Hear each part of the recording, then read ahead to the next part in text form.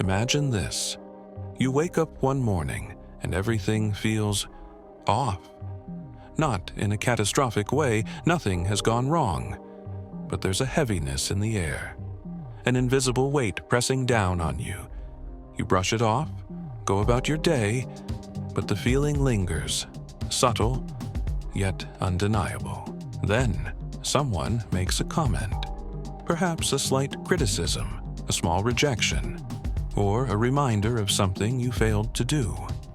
And suddenly, a flood of emotions rises within you. Maybe it's anger, embarrassment, resentment. Maybe it's an ache, a sinking feeling in your gut. You don't know why, but you feel attacked. So you dismiss it. You tell yourself it doesn't matter. You move on. But deep inside, something stirs, the face in the mirror. You refuse to see. What if I told you that this feeling, this reaction is not random, that it's not just a bad mood or one of those days? What if I told you that it is a shadow, a piece of yourself you have spent years, maybe decades avoiding? Carl Jung, the Swiss psychologist who revolutionized our understanding of the unconscious mind, called it the shadow, the part of ourselves that we reject, repress, or deny. It is where our unwanted thoughts, desires, weaknesses, and failures reside. And whether we like it or not, it shapes our lives in ways we do not see. Your shadow contains every truth about yourself that you refuse to accept, every impulse you've judged as shameful, every wound you've buried, every trait you've condemned in others, unaware that you, too, carry it within. And yet, it remains hidden, not because it is truly invisible, but because you refuse to look. The lies we tell ourselves. We love to believe that we are self-aware, that we understand who we are. But the truth is, most people spend their lives avoiding themselves. Think about it. Why do some people become explosively angry when someone questions their intelligence? Why do others shrink in the face of criticism, paralyzed by the fear of failure? Why do we judge people harshly for the very things we secretly fear in ourselves? Because the things that trigger us are often mirrors, reflecting the parts of ourselves we don't want to face. We convince ourselves that we are good people, that we are rational, moral, kind. But then, in moments of stress or weakness, something darker emerges: jealousy, bitterness, insecurity, even cruelty. And rather than admitting, "This is also me," we point fingers, make excuses, push it away. And so, the shadow grows, the cost of avoidance. The irony is that what we refuse to see controls us the most. If you suppress anger, it will find a way to erupt, maybe in passive aggressiveness, in self-destruction, or in sudden, uncontrollable outbursts. If you deny your insecurities, they will shape your decisions, leading you to seek validation, avoid risks, or sabotage your own success. If you reject your own darkness, you will see it everywhere, projecting it onto others, demonizing them for the very things you have yet to confront in yourself. And so, the question is, how much of your life is being dictated by the parts of yourself you refuse to see? And more importantly, what happens when you finally turn and face the shadow? From the moment we are born, we begin shaping an identity, not just by discovering who we are, but by learning who we are allowed to be. A child who cries too much might be told, "Stop being so sensitive." A boy who expresses fear might hear, "Real men don't get scared." A girl who asserts herself might be called bossy instead of strong. A young mind, filled with curiosity and imagination, might be scolded for daydreaming too much. Slowly, piece by piece, we learn that certain emotions, certain desires, certain traits are unacceptable, unwanted, shameful. And so, we do what any child would do. we hide them. We push them down, lock them away, and pretend they don't exist. But they do. They always do.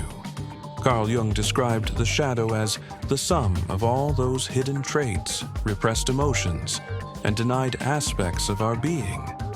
It is the part of us that our conscious mind refuses to accept, and yet it follows us like a ghost, whispering in the moments we least expect, rising in the form of unexplained anger, irrational fear, envy, resentment, guilt, or shame. The real tragedy: most people never realize that they are fighting themselves. So why do we resist looking at the shadow? Because it is terrifying. To truly face it means admitting things we do not want to believe about ourselves. That we are capable of jealousy.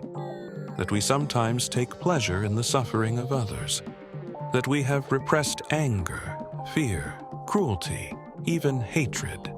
It means acknowledging that we are not just the good parts of ourselves, but the full spectrum of human nature.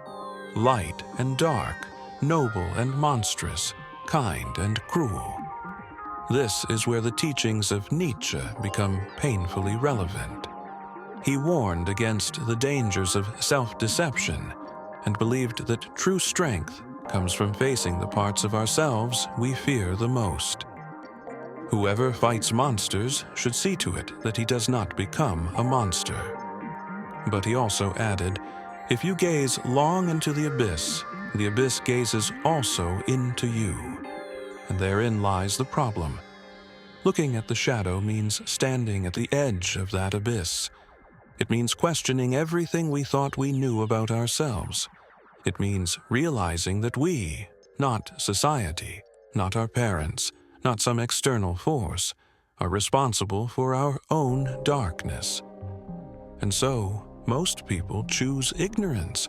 Rather than integrating the shadow, we cover it with a mask, a persona, as Jung called it. This persona is the version of ourselves that we carefully construct for the world to see. It is who we pretend to be, hoping to be accepted, admired, and loved. Some wear the mask of the intellectual, hiding their deep fears behind logic and reason. Others wear the mask of the nice person, suppressing all anger and boundaries until resentment poisons them from the inside. Some create the mask of the tough, unbreakable survivor, never allowing themselves to feel vulnerability, even as it eats away at them.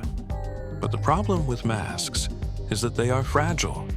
And when they crack, when something happens that forces us to confront the truth, we break.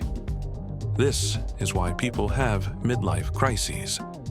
Why seemingly perfect lives suddenly collapse. Why high achievers, celebrities, and leaders, people who appear to have it all, often spiral into self-destruction because they spent their lives hiding from themselves. And in the end, the shadow always catches up. Here's the paradox. The more we suppress the shadow, the more we see it in everyone else. This is why people who deny their own aggression accuse others of being too hostile. Why those who fear their own insecurities mock others for being weak. Why moral crusaders, obsessed with exposing the sins of the world, often hide their own. Jung called this projection, when we unconsciously transfer our hidden traits onto others, judging them for the very things we refuse to acknowledge in ourselves. This is why society is obsessed with villains, why we demonize people who think differently, why we turn political opponents, social groups, and strangers into enemies. Because it's easier to wage war against the world than to face the war within ourselves. But here's the hard truth.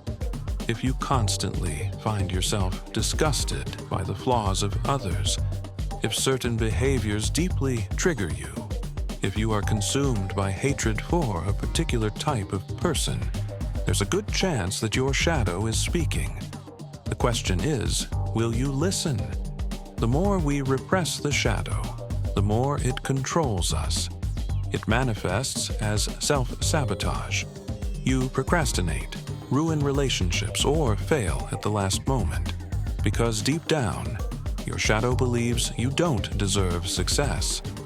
It fuels addiction, drugs, alcohol, social media, constant entertainment.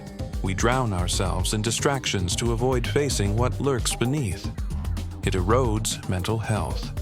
Depression, anxiety, burnout, these are often symptoms of an inner conflict we refuse to confront. It keeps us stuck.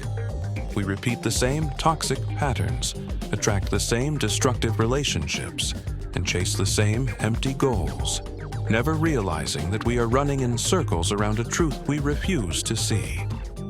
And this brings us to the most painful realization of all. The shadow doesn't want to hurt you. It wants to be seen. The shadow is not your enemy. It is not a monster to be feared, but a lost part of yourself, begging to be understood. It holds your repressed desires, your true emotions, your deepest needs. It is the part of you that remembers who you were before the world told you who to be. And so, the real question is not how to destroy the shadow, but how to integrate it. Because the moment you stop running, the moment you turn to face the darkness, you begin the journey to becoming whole. The shadow that rules your life. Imagine living in a house with a locked basement. At first, you don't think much of it. You go about your life in the upper rooms, pretending the basement doesn't exist. But over time, strange things start happening. Objects go missing. Whispers echo from below. An unsettling presence lingers in the air. No matter how hard you try to ignore it, the locked door remains. And what's behind it, what you refuse to confront, begins shaping everything you do. This is what happens when we repress our shadow. We don't see it, yet it controls us. We deny its existence, yet it influences every decision we make. It is the silent architect of our fears, our compulsions, our failures, and our self-destruction. And the longer we ignore it, the more power it gains. How the shadow shapes your reality. We like to believe that we are rational beings, that we make choices based on logic, values, and personal agency. But in truth, most of our decisions are dictated by unconscious forces. Consider these unseen consequences of a repressed shadow: self-sabotage. Have you ever noticed how some people seem to sabotage their own success? The job opportunity that mysteriously falls through. The relationship that crumbles just when things get serious. The last-minute excuse that keeps them from pursuing their dreams. This is the shadow at work. Deep inside, they hold unresolved fears of failure, or worse, fear of success. Maybe they were taught that happiness is fleeting, that they are unworthy of love, or that people who seek power are corrupt. So, without realizing it, they create obstacles for themselves. They ensure their own downfall because a part of them believes they deserve it. Projection, the lies we tell ourselves about others. The things we hate most in others often reveal what we refuse to acknowledge in ourselves. The man who mocks others for being weak may be suppressing his own deep-seated insecurities. The woman who accuses everyone of dishonesty might be battling her own tendency to deceive. The activist who aggressively condemns others for their moral failings may be hiding a dark side of their own. This is why people obsessed with calling out others often have their own skeletons in the closet. They are not fighting the world. They are fighting themselves. Toxic relationships and attracting the same pain. Why do some people repeatedly find themselves in toxic relationships? Why do they attract partners who manipulate, abandon, or hurt them? Because the shadow seeks reflection. If someone has repressed wounds from childhood, abandonment, neglect, emotional starvation, Their shadow will subconsciously seek partners who mirror that pain. They may mistake toxicity for love, chaos for passion, or control for security. And so, they remain trapped in cycles of heartbreak, not because they want to suffer, but because suffering is familiar. The addiction trap, escaping the abyss. Drugs, alcohol, pornography, food, workaholism, social media. These are not just vices. They're avoidance mechanisms. Every addiction at its core is an attempt to escape the self. When someone numbs themselves with substances or mindless distractions, they're trying to silence a voice they do not want to hear. That voice is the shadow, whispering the truths they refuse to confront. Gabor Mate, a physician and trauma expert, once said, "The question is not why the addiction, but why the pain. Because all addiction is rooted in pain. And all pain has an origin, a wound buried in the shadow." Step 3. Integration, turning darkness into strength. Jung's greatest insight was this: one does not become enlightened by imagining figures of light, but by making the darkness conscious. Your goal is not to erase the shadow. That is impossible. Your goal is to integrate it, to bring it into the light and make peace with it. Here's how. Use your anger as fuel. If you suppress your aggression, it will eat away at you. But if you integrate it, it becomes power. It becomes the energy to set boundaries, to fight for yourself, to push forward when life tries to break you. Turn your jealousy into motivation. Instead of resenting others for what they have, ask, what does this jealousy reveal about my own desires? Use it as a guide to understand what you truly want in life. Transform your insecurity into self-awareness. Instead of running from your flaws, examine them. Why do I feel unworthy? What am I afraid people will see in me? Face those questions, and then challenge yourself to grow beyond them. Embrace the parts of you that don't fit society's mold. Have you always been told to be quiet, humble, obedient? Maybe your shadow holds a suppressed voice, a leader, a creator, an independent force waiting to break free. Your shadow is not your enemy. It is your hidden potential, but only if you claim it. Step 4. Owning your true self. No more masks. Once you integrate your shadow, something radical happens. You no longer need to wear a mask. You no longer need to pretend to be good, perfect, acceptable. You accept yourself as you are. Flawed, complex, human. And this is true power. The world is filled with people trapped in illusions. People who believe they are only their best qualities. People who avoid their darkness. People who run from their truth. But those who have confronted their shadow cannot be controlled. They do not seek validation because they no longer need approval. They do not live in fear because they have already faced the darkest parts of themselves. They do not project their wounds onto others because they have healed. And that is why integrating the shadow is the greatest act of rebellion. Because once you know who you truly are, once you have faced the parts of yourself that no one else dares to face, no one can ever tell you who to be again. Your choice. Stay in chains or step into power. The truth is, most people will never do this work. They will continue to hide, to deny, to blame the world for their problems. They will live their lives wearing masks, bound by fears they refuse to acknowledge. But you, right now, you have a choice. You can lock the door again, bury the shadow, and return to the illusion.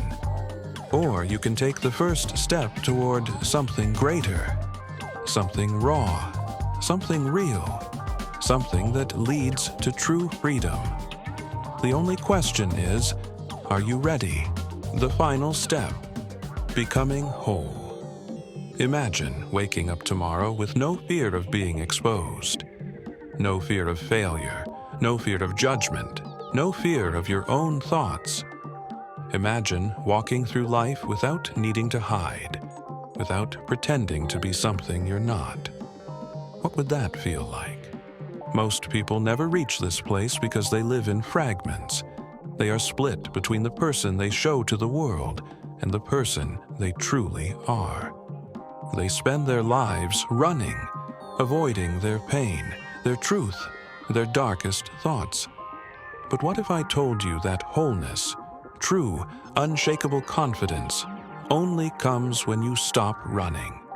When you turn and face everything you are, light and dark, strength and weakness, virtue and vice, without shame. This is the final truth. The only way to be truly free is to integrate every part of yourself. The shadow was never your enemy. The greatest lie you were ever told was that your darkness makes you unworthy. From childhood, you were conditioned to believe that only certain parts of you were acceptable, the kind, polite, disciplined, obedient parts. But what about the rest? What about the anger, the passion, the ambition, the wildness, the raw emotion? What about the parts of you that crave power, that want to scream, that desire more from life? You were never broken. You were never supposed to be one-dimensional. But society, culture, religion, and even your own family shaped you to believe that you had to reject certain pieces of yourself in order to be good. And so, you buried them. But here's the truth. The shadow was never your enemy.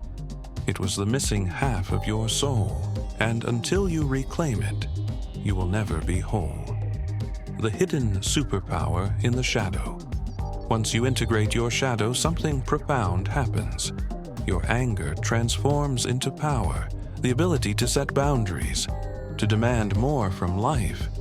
Your jealousy turns into self-awareness, a guide showing you what you truly desire. Your fear becomes wisdom, the understanding of where your wounds are and how to heal them. Your repressed desires become fuel, pushing you toward the life you were always meant to live. Everything you once saw as flaws were never flaws at all. They were raw energy, misunderstood, misdirected, unclaimed. But once you own them, once you integrate them, you become unstoppable. The people who mastered their shadows changed the world. History is filled with people who mastered their shadow instead of being destroyed by it. Carl Jung explored the depths of his own unconscious and revolutionized psychology. Friedrich Nietzsche faced his inner chaos and unlocked a philosophy of radical self-overcoming. Marcus Aurelius wrestled with his darker nature and became one of the greatest Stoic leaders of all time. Miyamoto Musashi, Japan's greatest swordsman, embraced his flaws and channeled them into mastery. Nelson Mandela took his anger, his resentment, his suffering, and transformed it into a force for peace. These people were not free from darkness. They simply refused to be ruled by it. They turned their shadow into strength, and because of that, they became whole. The shadow will always exist, but now you control it. Here's something no one tells you. You will never be free from your shadow. No matter how much inner work you do, no matter how much self-awareness you gain, it will always be there. You will always have dark thoughts. You will always have raw emotions. You will always feel the pull of fear, anger, and insecurity. But here's the difference. Before, the shadow controlled you. It sabotaged you, manipulated you, shaped your reality in ways you didn't understand. Now, you control it. You recognize when it speaks. You understand its tricks. You no longer react blindly to its whispers. Instead, you harness it. You channel its energy into something productive, something powerful. You are no longer a divided self. You are whole. The final realization: there was never anything wrong with you. After all of this, after facing your darkness, after integrating your shadow, what do you realize? That you were never broken, that you never needed to be fixed, that the parts of yourself you once feared were never evil. They were simply waiting to be understood. And once you see this, once you accept yourself fully, something extraordinary happens. You stop seeking approval. You no longer need permission to exist. You stop fearing your emotions. They no longer control you. You stop hiding. You show up as your true self, unapologetically. And that is what it means to be truly free. The choice you must make now. Right now, you stand at a crossroads. You can do what most people do. Walk away from this. Pretend you never heard it. Go back to your distractions, your routines, your carefully constructed mask. Or you can step forward. You can start the real work. You can choose to stop lying to yourself, to stop running, to stop pretending you are only half of who you are. Because once you make that choice, once you commit to facing your shadow, you will never be the same. You will no longer be controlled. You will no longer be blind. You will no longer be afraid. You will be free. So, the only question left is, are you ready?